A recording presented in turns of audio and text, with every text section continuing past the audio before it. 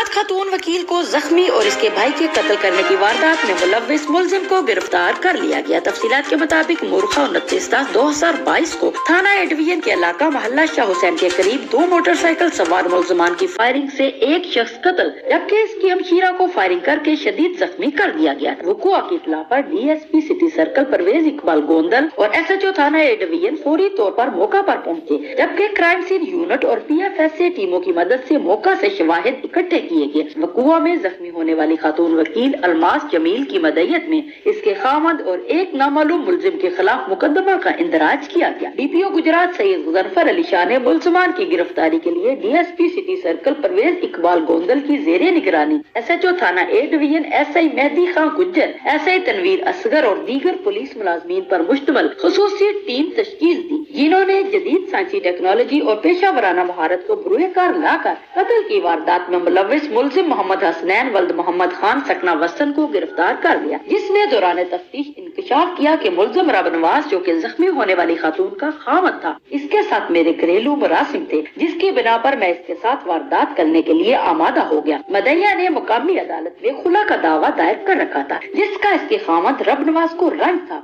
दोनों ने मदैया का अदालत पेशी से वापसी पर इनका पीछा किया और मोहल्ला शाह हुसैन के करीब पहुंचकर रब नवाज ने दोनों पर फायरिंग कर दी, जिसकी जद में आकर मदैया का भाई ताहिर जमील मौका पर जाँ बहक हो गया, जबकि अलमास जमील शदीद जख्मी हो गए। वक़ुआ के बाद हम दोनों मोटरसाइकिल पर बैठकर फरार हो गए। पुलिस ने वारदात में इस्तेमाल होने वाला मोटरसाइकिल भी कब्जा में ले लिया, जबकि रूपोश मुलजिम रब नवाज की गिरफ्तारी के लिए पुलिस के छापे जारी हैं।